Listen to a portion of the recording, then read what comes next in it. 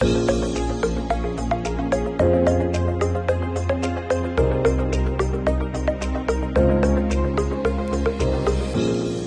afternoon and welcome to our Arendt UCITS 2022 webinar series.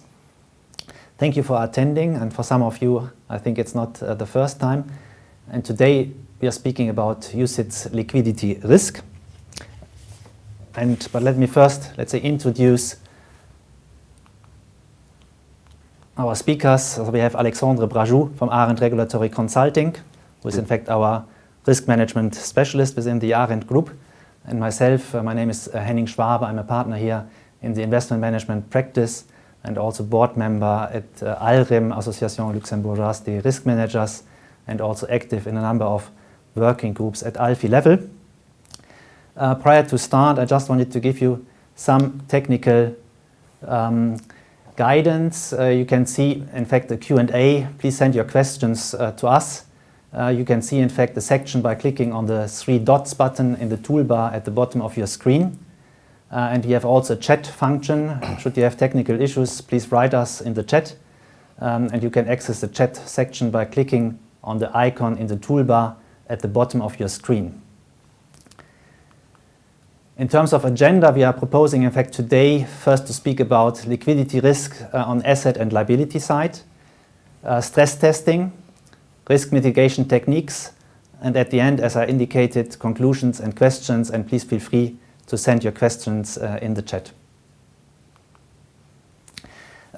In terms of liquidity risk management, Alexandre, from a regulatory perspective, what are the requirements applicable to UCITS funds? Good afternoon, everybody. So when we are talking about liquidity risk management, and especially for open-ended fund, and especially as well for UCITS in that case, you have 2 main circulars which are applicable to the liquidity risk management. The first one is the circular 19733, which is in fact the endorsement of the USCO recommendations. The USCO recommendation have been issued and made several key recommendations with regard to the liquidity risk management. The main ones are, for example, the requirement to have a strong governance process in place with regard to the liquidity risk management process employed by the investment fund manager. It means that you may have a process in terms of internal validations for the liquidity risk management process, but on top of that, as well, a periodic review on this process as any other risk process. Another recommendations were clearly the applicability of the liquidity risk management process on both asset and liability side of the fund. The USCO recommendation also make a link to the stress testing, where it was recommended to implement such stress testing in liquidity risk management process. Another point, which is not really related to risk directly, but it has mentioned and recommended that when performing investments, liquidity risk aspects must be taken into consideration during the investment decision process. Finally, you have some recommendation as well on the disclosure to the investor funds, where you have to disclose the liquidity risk process you have in place in order to monitor the liquidity risk of the UCITS fund. The second circular, which is important when we are talking about liquidity risk, is circular 20752, which is here the endorsement, in fact, of the ESMA Guidelines, which has been published in 2020 and become effective since the end of September 2020. In those guidelines, you are clearly principle stated by ESMA with regard to the implementation on the liquidity stress testing, and as well you have some detail on how to implement that. Finally, even if you have a look on the UCITS directive, you have, let's say, an indirect reference to what is the purpose, in fact, at the end of the liquidity risk management with Article 84, where it's clearly stated that at any time a UCITS fund may be able to repurchase shares of the shareholders. Thank you, Alexander, for that overview about the applicable regulations. And now, in fact, to continue a bit more concretely in terms of liquidity risk assessment, how does that work? How do we assess, in fact, the liquidity risk of a UCITS fund in concreto? Well, in fact, a liquidity risk assessment is an overall process that, as recommended by USCO, and as you may practice on a regular basis and in your activities, it has to be performed on both asset and liability side. It has on top of that to be conducted periodically, in order to better reflect any change you may have in your portfolio, or as well any change in the market conditions. This is especially true because when we are talking about UCITS, we are talking about liquid assets with large amounts of variation on a daily basis, and it's very important that this assessment has to be performed on a regular basis. Ideally, it should be even done on a daily basis, and specifically if you have some strategy which are less liquid, in order to better capture and monitor the risk linked to the liquidity. As the liquidity risk is part of the other risk that investment fund manager have to monitor as per the UCITS directive, it has to be fully integrated into the risk management framework and documented in the different risk documentation, like the risk management policy or the ARMP, which you are transmitted to the CSSF, and it has, as any other risk management process, to be reviewed on at least on an annual basis in order to ensure that it still covers and monitor properly the risk of your fund under management. Finally, a liquidity risk, like any other risk, is also important and must be included in the risk profile of the fund. And during this exercise, for each fund you have under management, you may have to define some limit threshold to be monitored internally in order to ensure that liquidity risk is well managed. Mm-hmm. Okay, well that's interesting for this overview. Now we can probably, let's say, you see also on the slide we have the asset side on the one side and the liability side on the other side. But in terms, if you can move first to the asset side, how do we need to see that in concrete, or how, let's say, what are we looking at instrument level, portfolio level, how is that to be done? Well, basically, when you are assessing the liquidity risk on the asset side, you always follow a bottom-up approach. The first reason is that because each instrument has its own characteristic, and it may have some liquidity risk that another instrument doesn't have. Mm-hmm. Another main reason is because you may have different type of asset classes in your portfolio. On each of them, you may not be able to assess the liquidity risk in the same way, because each asset class has its own behavior. And what is important when you are going to try to assess the liquidity risk of your assets in your portfolio is to clearly first identify the relevant risk factor which are applicable to the asset class you want to assess the liquidity risk. So, for example, if you are going to take equities, the main ones used are always the bid-ask spread, the volume, and the volatility of the stocks. When you are going to talk about fixed income securities, you may have a deeper look into, let's say, the residual maturity of the bond. You may also check the credit quality of the bonds. So, basically, you are not going to be able to define a full methodology applicable to all the assets, and that's why we follow generally a bottom-up approach. Once you have identified all the risk factors, then of course you have to integrate them in your models in order to properly assess the liquidity risk. And basically you have two main concepts when you are talking about liquidity risk. The first one is the estimations of the liquidation cost. So basically here we are talking about the costs which are going to result from the disposal or the sale of the assets you have in the portfolio. Second method, and what is another component of the liquidity risk which is important to assess, is the time to liquidate measure. Basically, you want to assess how long it will take if you want to sell those assets in your portfolio. When you are integrating the different liquidity risk factors you have identified into this model, you may have a pure quantitative approach, but as well it's also possible to define some, let's say, more qualitative approaches where you may, for example, define a kind of scoring methodology to assess the liquidity of the security, and based on this scoring you may, let's say, apply a specific market value adjustment, which is going to reflect the liquidation cost associated to this security. On top of that, you can also combine the both together, and you may also make the choice that, for example, when you want to assess the liquidity risk, you may say that you are ready to accept a specific liquidation cost, and then based on this liquidation cost, how long it will take for me to liquidate this asset. Mm-hmm. No, interesting. I think that's really a specific setup than required, and you have also been speaking about, let's say, the liquidation and time to liquidate relevant positions. I think that guides us a bit also to the other side, to the liability side, the investors and the redemptions. How have you do, let's say, to evaluate that, and how is also the connection between the asset side and liability side? Well, basically, as we already said, when you are assessing the liquidity risk of a fund, you have to apply it on both sides. So it includes the liabilities. And it makes totally sense because at the end, ultimately, you want to assess the liquidity of your assets in order to be sure that you will be able to meet any redemption requests you are going to receive from your shareholders. Basically, for UCITS fund, shareholders' redemption is the main liquidity risk on the liability side, as that's clearly something that must be integrated in your liquidity risk management process. So basically, what you will have to implement is just to get a best estimate on potential redemption that may come during the following days in the short-term future. And this you can do on different ways. If you have already a fund with a long life and you have enough historical data, you can directly rely on those historical data, and you can use even the empirical observations, and just based on different quantile, you can make some kind of assessment on what is at a specific quantile, what is maximal redemption I may expect.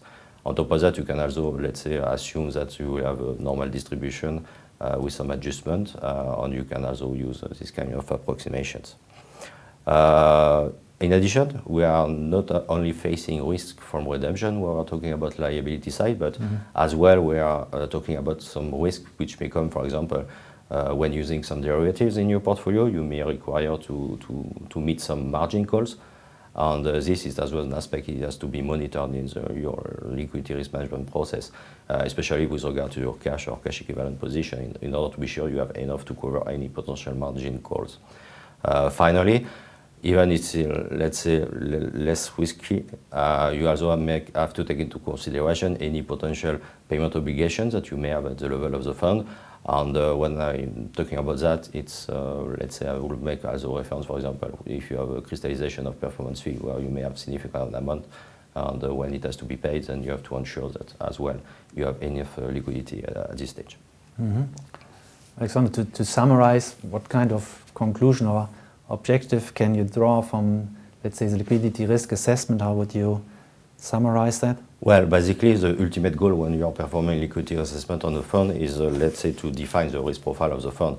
And here, at this stage, what we generally do is just you are going to try to time bucket all the assets you have in your portfolio in order to see within a short-term horizon at which day you are going to be able to liquidate this position and at which cost. And then you have to compare it with your expectation in terms of redemption of your shareholders or any requirement coming from margin calls or any other payment obligation, as I mentioned previously. The idea is to be sure that at any time the fund will be able to meet all those potential obligations. And when you have to do that, you have to also take into consideration the NAV frequency and especially the redemption frequency. But as well, you have to take into consideration the settlement cycle of both redemption of the asset you are owning in your fund. And finally, in order to, let's say, implement a proper risk monitoring, you may have to define at this stage some key risk metrics or ratio to be monitored. Let's say you can basically, we see a lot the definition of kind of coverage ratio, which would be an indicator at the end to say if the fund is liquid and, or is facing a specific risk in terms of liquidity risk. At this stage, if you have implemented at the level of your fund some liquidity management tool, it may also be good to integrate them in your final or overall assessments in order to see if you may need to activate them or at least to see which headroom you have before activating them. And finally, when you have at this stage defined some ratio, we can call them like we say key risk indicators, and then these indicators can directly be reused in the risk profiling of your fund, and at this stage you can define some limits to be monitored on a regular basis. Thank you. Now going in fact to the next topic, liquidity stress testing. I think that is one of the key elements, obviously, and starting in fact with the ESMA guidelines. How, Alexandre, can you in fact describe the main requirements of the liquidity stress testing as per the ESMA guidelines? Well, since their implementation, at the end of September 2020, it has been, let's say, a big challenge for the industry to implement those ESMA guidelines. If you can summarize briefly what are the key points of the guidelines published by ESMA, The first one is clearly the LST policy, which means that you have to clearly formalize and document the liquidity stress testing exercise you have to implement in your liquidity risk management framework. And it includes, you have to define the different role and responsibility of the senior management. And you also have to describe the interaction of the liquidity stress testing within your traditional liquidity risk management frameworks.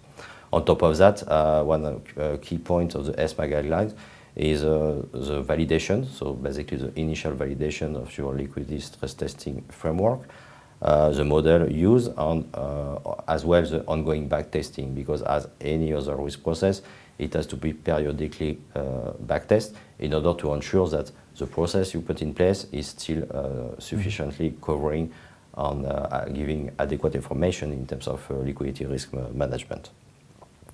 Another point is clearly in the guidelines you have a definition of the frequency at which you have to perform liquidity stress testing.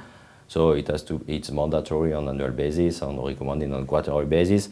But here, as we are talking about UCITS fund with daily liquidity, of course it has to be aligned as much as possible with this frequency, especially in order to reflect, as we already previously said, when you are talking about UCITS fund, you may face a high turnover in terms of instrument in the portfolio. And let's say if you are going to change the full portfolio, but then you will have a totally different picture in terms of liquidity risk profile. On top of that, of course, we will have some changes in terms of liquidity stress testing. And the final point, in line always with the liquidity risk management process, it has to be performed stress testing both on asset and on liability side. And on top of that, it has to be performed jointly on asset on the liability side. And as such then also included in the overall liquidity risk management framework. Let's say more concretely, what kind of scenarios must be implemented? Can you just give us some examples on that? Well, in terms of scenario, it's required by ESMA guideline to define two types of scenarios. You have to define some historical scenarios and as well hypothetical scenarios. Basically, the concept behind the stress testing, liquidity stress testing, is just you start from your liquidity risk management process in place. You take your liquidity risk factor you already identified, and then on top of that, you are applying some shocks. The value of the shocks, of course, has to be documented in your LST policy, and that's what we are going to call your stress test scenarios that you are going to implement. When we are talking about historical scenario, well, those scenarios they should be based on evolution of the underlying liquidity risk factors that we observed in the past during some stress market conditions. Unfortunately, during the last year, we had two experiences with the COVID crisis and the Ukrainian crisis at the beginning of this year.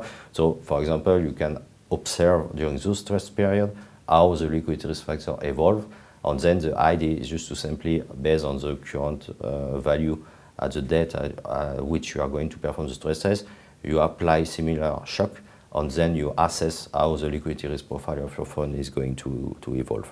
Mm-hmm. On top of that, ESMA guidelines are asking to implement some hypothetical scenarios. The idea behind is just to say that, okay, you will have some historical scenario, but on top of that, the worst can still happen. So potentially you can even always have a worst scenario, which we never, for the moment, experience.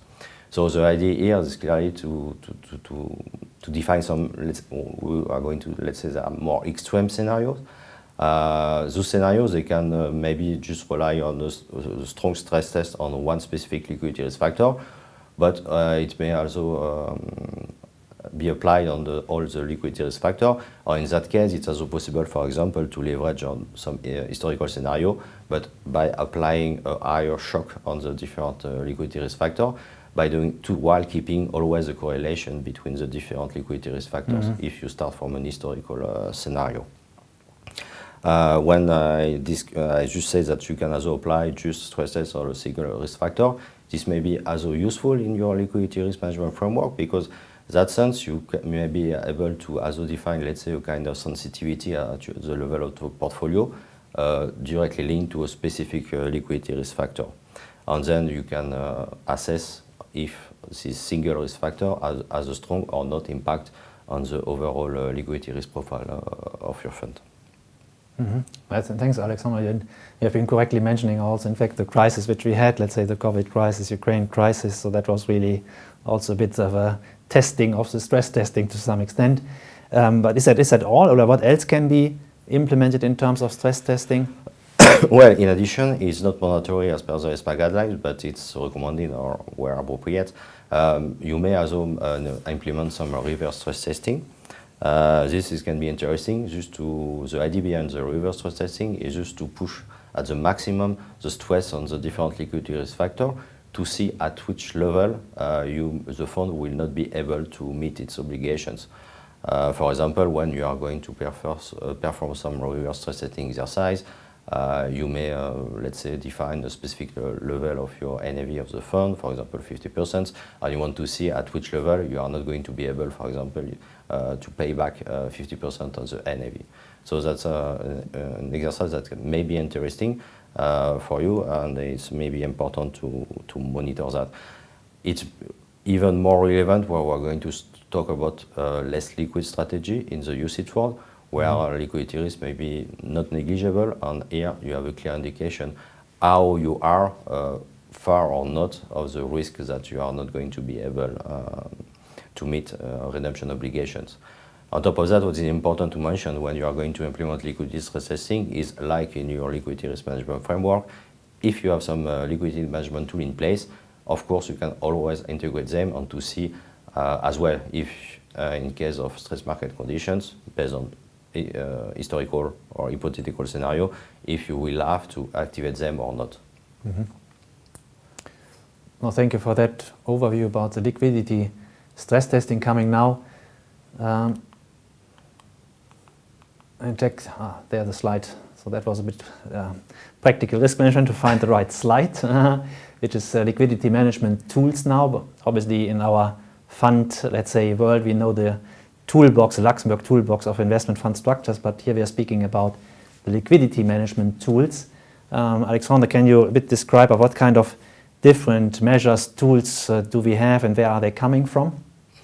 Well, when we are talking about risk, we are always talking about mitigation technique in order to reduce the risk. So on top of course, managing on daily basis a position in your portfolio, you may have or you may be able to implement some liquidity management tools that we call LMTs, which may help you to better manage any high liquidity risk you may have during the life of the fund. You have several types of tools that can be implemented. We just are going to review a few of them, which are the most common that we can observe in the UCITS world. Of course, the first one is suspension of redemptions, which is a more drastic one and not really user-friendly for the shareholders ultimately, but sometimes you may not have the choice to do it in order to protect the interests of all the shareholders of the fund. Another mechanism which is well implemented in UCITS world is gate mechanisms. So here you may have the possibility to defer the payment of redemptions order based on a specific percentage of the NAV. Let's say you define a threshold. Most of the time we see it's around 10%. So if you have a level of redemption higher than 10% of your NAV of the fund, then you may delay some redemption on different on the following NAVs. By applying such tools, it gives you the flexibility to delay a bit the liquidation of your assets, and especially if you have some assets where the time to liquidate is higher than 2 or 3 days, and it will give you the opportunity to manage the liquidity risk. Another mechanism which is well implemented in UCITS is the swing pricing mechanisms. So basically here, based on a specific threshold, it may be possible to activate these mechanisms and to apply, let's say, a kind of discount on the NAV. We call it the swing factor, which is generally for UCITS, and what we see it's ranging from 1 to 3%. In that sense, is not directly a liquidity management tool, is more an anti-dilution process to protect investors. But when doing that, you can also, let's say, absorb some liquidation costs. So it may also be considered as a kind of liquidity management tool that can be implemented at the level of the fund.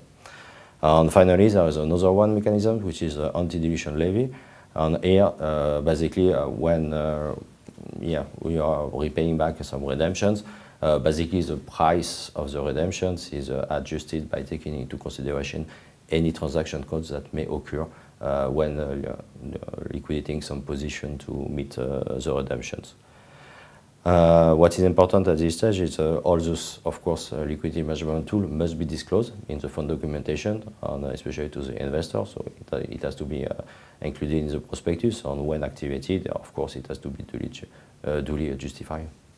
That's obviously then the key point, and duly justified, and also to find, in fact, the right method, and also in sense of what comes first and what comes probably, let's say, as a second option, and the board of the fund and the management company have really to look into that. Is a key point, because, of course, when you are going to perform the liquidity risk assessment, you are going to take an overall picture of your fund.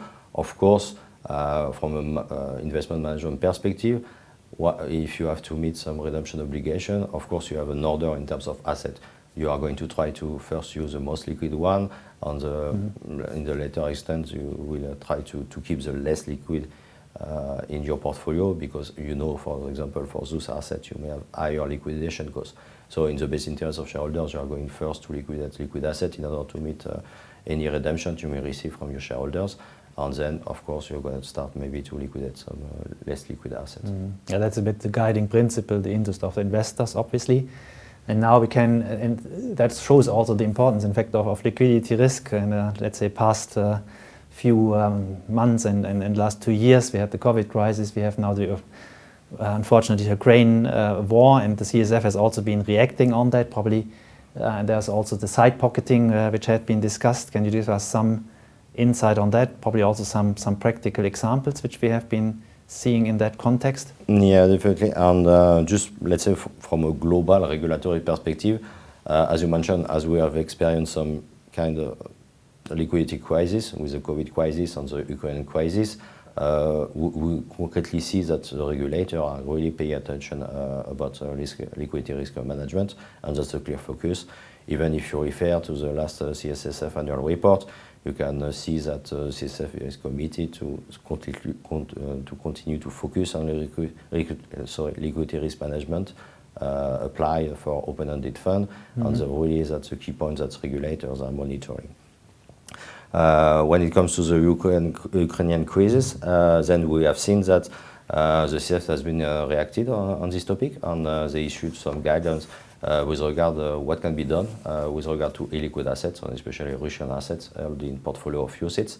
And in the guidelines, there were some recommendations on first on the valuations. Of course, you may have to apply some haircut on those positions due to the illiquidity. And on top of that, the CSSF gave some guidelines on what can be done in terms of side pocketing for UCITS with regard to those assets. Basically, it was possible to either segregate those assets by creating another sub-fund or by creating another share class. Based on our experience, from a practical point of view, what we have seen that the best options for market practitioner, it has been to create an additional share class to segregate those assets. The thing behind is that if you really need to create a new sub-fund, it will require a full approval process, and it may take more time. It's more complicated than only creating new share classes for segregating those assets. Yeah.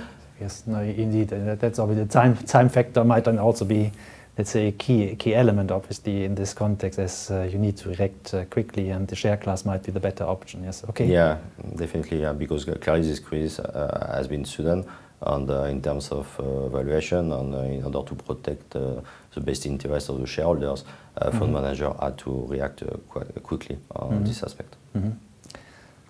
A further point, and let's say in terms of regulatory developments, we have the update of the UCITS directive currently, which is ongoing, and also, but we have also mentioned here on the slide AFMD, because we see some convergence on that. Where are we on that, and what are the elements which are in those proposals, Alexandre? Clearly, it was very interesting to saw those proposals, and especially from a liquidity risk perspective, because of course we have the convergence of the both directive, and in both directive, in the proposal, we can see the introduction of a liquidity management tool. and it will be really a change, and it will be really now, let's say, an obligation to choose at least one liquidity management tool to be in place, either a fund or a management company level, and it will be activable when required. What it means concretely is that you will have to define and disclose to investors the implementation of such liquidity management tool. And on top of that, you will have to ensure that your operational setup is well in place with regard to the activation of such a liquidity management tool. Basically, you will have to ensure that from an operational point of view, all the related parties, like a fund administrator or the transfer agent, are ready to react when it will be decided to activate this kind of liquidity management tool. It will be also required to have some procedure in place, let's say to test it, like you test a BCP for operational purposes, but then it will be required also to ensure that at any time these mechanisms can be activated. And finally, another point that we can see in the proposal of the update on the UCITS directive and the IFMD is that RTS will have to be defined. Concretely, basically in the proposal, you have a list of management tools which are defined for both UCITS and alternative investment fund. They are all the same, but due to difference that we may have currently between different member states of Europe, it is required that RTS, so regulatory technical standards, have to be drafted in order to ensure a proper harmonization of all the liquidity management tools across Europe. Right. On to the next slide. Just to probably conclude, I think Alexandre have been mentioning already the CSSF annual report of 2021, and there indeed the CSSF has been mentioning for the fund industry now 3 key points to let's say in terms of which are in fact of most importance. The first one obviously sustainability, but the second one they mentioned is in fact this liquidity risk element, and the third one is anti-money laundering. So that really shows, let's say, that liquidity risk management and is, let's say, a key point, and we have been trying in fact to, let's say, summarize of some of the key elements in this context. And also, if you see in fact the developments which we have been seeing in the world now with COVID and the Ukraine crisis, we really see some, let's say, concrete elements how in fact liquidity risk management has to be done and has to be implemented, and in fact what in fact also the importance of the liquidity risk management is in our fund industry. Now probably turning a bit to the audience, I'm just looking at let's say the questions which have been asked in the meantime, and I just wanted to probably Alexandre follow up on those and conclude on that basis. On one side, I think I see, and that I think is an important point, liquidity risk is obviously, let's say, one element of risk management, isn't it? Risk management is a holistic type of process where we have a number of risk elements to be considered. How do you see, in fact, this point is liquidity risk management, how to integrate liquidity risk in the overall risk management framework? Well, when we are talking about liquidity risk, it's true that it looks like we are just talking about a standalone risk, but basically, in fact, it's not really a standalone risk, and you may see some link with different other risks that you have to monitor at the level of fund. First one is, for example, the market risk. Clearly, there is a link between liquidity risk and market risk, and especially with regard to liquidation cost. Of course, if you have very high volatile assets, due to the daily variation of the asset, you may experience some higher liquidation costs if you are going to try to liquidate those assets in order to meet some redemption requests from the shareholders. Another aspect is valuation aspect. So we experienced that with the Ukrainian crisis, where clearly some assets became illiquid and it was very hard to value. But really, when we are talking about less liquid or even close to illiquid assets, you may have some, let's say, issue to properly assess such instrument. You may have some stale price, and you may not be able on a regular basis to find a concrete price to be to be used, especially for the NAV computations. And on top of that, you may ultimately, when we are going to, let's say, liquidate the position, have an execution price which may differ from the one you reported in the NAV. So liquidity and valuation risk are really close risk, and they are interlinked. And even if you see the ESA common supervisory that started beginning of this year on the valuations of liquid assets for UCITS on alternative investment fund, we clearly see that both aspects are directly linked. Another risk which may be linked to the liquidity risk or may impact the liquidity risk, let's say, is a trendy one. It's the sustainability risk that now has to be integrated in the liquidity risk risk management framework on investment manager since August this year. And clearly, sustainability risk they can directly impact the liquidity risk of any position in your portfolio. On the asset side, for example, some physical risk can directly impact the value of the asset.